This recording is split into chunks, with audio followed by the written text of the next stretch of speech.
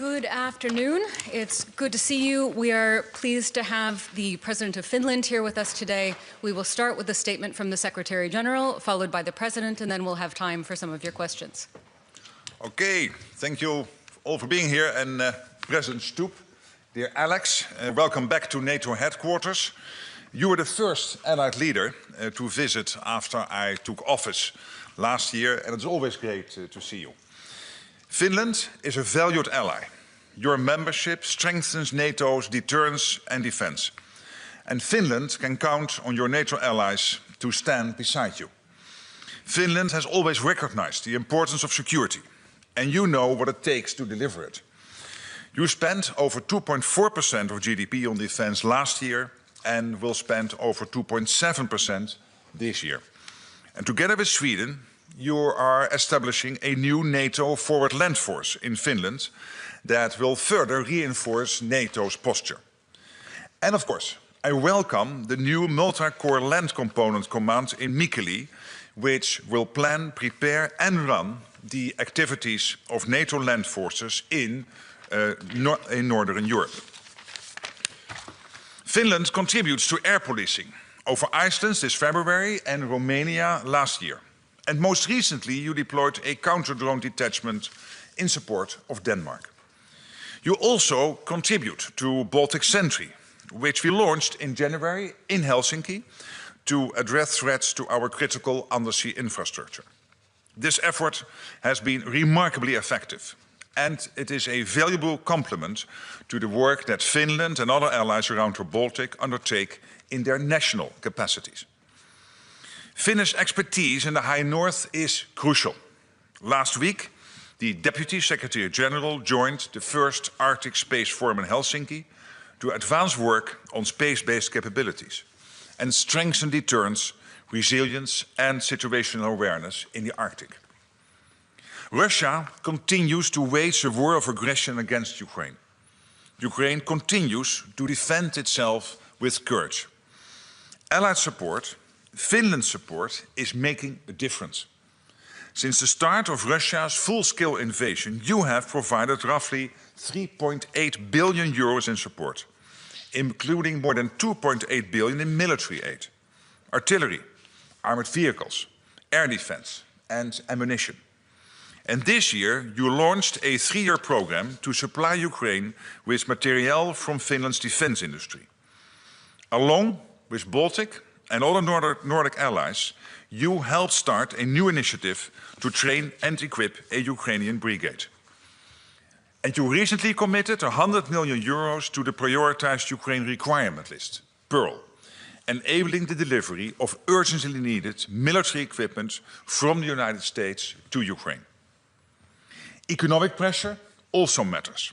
The latest European sanctions, along with US and UK measures against Russia's largest oil companies, will further constrain the Kremlin's war machine. Deterrence and defense are the bedrock of our security.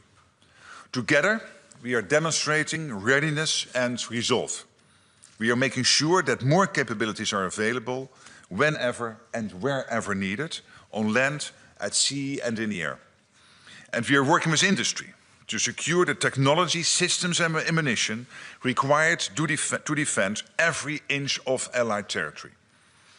Our priorities are clear: to deliver on Allied defense spending, to boost defense industrial capacity and to maintain our unwavering support to Ukraine. So Alex, thank you for your friendship, your leadership and for Finland's steadfast commitment to our common security. The floor is yours. Thank you very much, Mark. Always nice to be here, albeit I think we message or call each other quite a few times a week, but it's always good to see you live. Today we focused on two things. The first one was how to support Ukraine in defense of Russia's war of aggression. And the second one was how to strengthen our defense and deterrence of the alliance. Of course, Russia continues to bomb civilian infrastructure and civilians and shows absolutely no signs of real willingness to come to the negotiating table. And that's why we firmly believe that we need to do two things right now. The first one of which is to increase sanctions, and the second one is to further support Ukraine militarily and economically. Ukraine's urgent needs must be met, just like the Secretary General just said. We've sent 30 packages to Ukraine. On top of that, we have decided to join the Nordic-Baltic Pearl package with 100 million euros, which the Prime Minister and the government announced a few weeks back. We have also recently launched the Shelter Coalition to help protect Ukrainian civilians. Russia, of course, believes that they can wear us down if they just keep on sending more and more troops to the front line. But I firmly believe that they are mistaken. The Pearl mechanism and the scaling up of our defense industrial bases are proofs of that. Ukraine's financial needs for the coming years must also be tackled urgently. It's obvious that Russia will remain a long-standing threat to security and stability of Europe, even after the war in Ukraine is over. NATO and Europe needs to continue to strengthen our defenses to respond to these threats. The defense spending commitment made in Hague is an important part of this, and we need greater European investment in defense, and Finland will of course play its part, and we expect the same from our allies. As you will know, Finland does have one of the largest militaries in Europe. Lately, Russia has tested the alliances and the EU's unity and resolve by using means of hybrid warfare. We need to strengthen our societies and capabilities, but also keep our cool heads. Acting united, we can do this. And if I may humbly recommend that we all react to these things in the Finnish way, which means not only cool heads, but also sisu, which is grit and perseverance. So you don't need to overreact to anything that happens, because this is unfortunately the new normal, and what Russia is trying to do is to destabilize our societies through information and other campaigns. And as the Secretary General mentioned, our integration to NATO is moving ahead according to plans, including the Land Component Command, which I visited in Mikkeli only a few weeks back, met some of the new staff from, for instance, Denmark and the United Kingdom there. And we also have started work on building FLF Finland, and the work continues as planned. We will continue to contribute to the implementation of NATO's deterrence and defense in the North. Always nice to see you. Thank you very much. All right, we'll start with some questions. The second row here, Ilta Sanomat. Thank you. First, Mr. Secretary General, an explosion of some kind destroyed a railway track in Poland on Sunday. According to Poland, it was an act of sabotage. What is known about this, and was it sabotage? And secondly, our president, you said in the spring that we should mentally prepare for the fact that relations with Russia will be opened at some point. When could this become relevant, and has Russia given any signals regarding this? Thank you. On your first question, let me say that of course we are in close contact with the Polish authorities, NATO, Poland, intensely in contact on this, and of course we now have to await the outcome of the investigation. On your questions on when to open the contacts, I think in diplomacy timing is always of essence. Right now the time is to increase the pressure on Russia, both militarily and financially. Usually I'm a realistic optimist, but to be quite honest, I don't see an end to this conflict this year. The earliest we can get into the negotiating table would be sometime in February, March, but that is for President Zelensky to decide. As far as contacts from European leaders is concerned, there should be no solo acts. That is exactly what Russia is trying to do. So if one European leader were to be in contact, with his or her Russian counterpart, it would have to be closely coordinated. Okay, we'll go to the second row, Reuters. Thank you so much, Lily Bayer from Reuters. I have a question for each of you. Secretary General, over the past weeks, we've seen quite a few drone incidents in Belgium over airports, over sensitive installations. Is NATO providing any support to Belgium with these drone incidents? And what is your latest assessment in terms of attribution and risk of these particular incidents? And then, Mr. President, this morning, the Commission President, Ursula von der Leyen, sent a letter to leaders along with an options paper on financing Ukraine for the next 2 years. What is your message on these options? In particular, what is your message to the Belgian authorities since you're here in Brussels today? Thank you. On your first question, I was in contact with the Belgian defense minister, and I know that many allies have provided support to Belgium, very concrete support. So that's typically the role of NATO, to be in close contact with our allies to make sure that whatever help is needed will come to the country. And I have no news about attribution.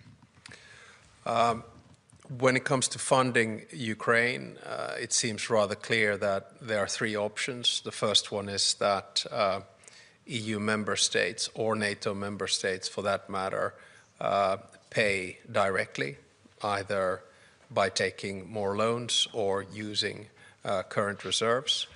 The second option is the mutualization of debt on a European level, as was done with Next Generation Europe and with SAFE. And the third option, of course, is the use of the immobilized assets. I will discuss these matters today with Belgium's Prime Minister. I think a lot of European leaders have understood the concerns that Belgium has in this situation, both political and legal. And I hope that when leaders start moving towards the European Council of December, that solutions will be found, because it is of utmost importance that we continue to fund Ukraine in its fight for its existence and survival. Okay, coming to the third row, the woman in the beige jacket. Greta Karvala, Kauppalehti, Finland.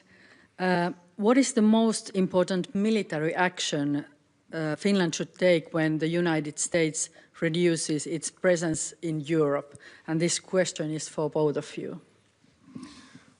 Well, I think we will see a reassessment of the US troop posture in Europe. At this stage, I'm not excessively concerned. We'll have to wait for both the national security strategy of the US and their national defense strategy. I think it's in the interest of all of us that the United States retains a foothold in Europe, and I don't see any signs of radical changes on that front, but perhaps the Secretary General of NATO knows better. No, I completely agree with that reaction. What we also see is Europe stepping up. We have the NATO summit, where European and Canadian NATO allies committed to the 5% defense spending, including 3.5% on core defense, which equalizes defense spending now all over NATO with what the US is spending. We see the Europeans and Canada stepping up when it comes to military aid to Ukraine, and we have seen Canada and European allies stepping up when it comes to the security guarantees in case a ceasefire / a peace deal would be done on Ukraine. So in all these issues and all these subjects, you see that basically allies are stepping up. At the same time, we have a strong US military presence in Europe, and on that I completely agree with the reaction of the President. Okay, time for just a couple more questions. Let's see, in the center here, second row. Thank you. Richard Husu, Finnish Broadcasting Company. Just a follow-up maybe on the frozen assets and maybe also to the Secretary General and then to the President as well. How confident are you that there could be a decision ahead of December in the upcoming few weeks, and how important would such a decision be as a signal for Ukraine ahead of a difficult winter? Thank you. Well, yeah, I mean, on the mobilized assets, obviously that's something for European allies, particularly those now part of the European Council, to discuss. I should not comment too much on that. For me, the absolute priority is to make sure that Ukraine has what it needs to stay in the fight and to be prepared as strong as possible whenever any peace talks will start on a ceasefire long term or a full peace deal. And for that, Ukraine needs financial support. For that, Ukraine needs, of course, military support. It's crucial that what America is providing, paid for by allies, will flow into Ukraine as it is currently. This is really crucial support, both lethal and non-lethal, to Ukraine.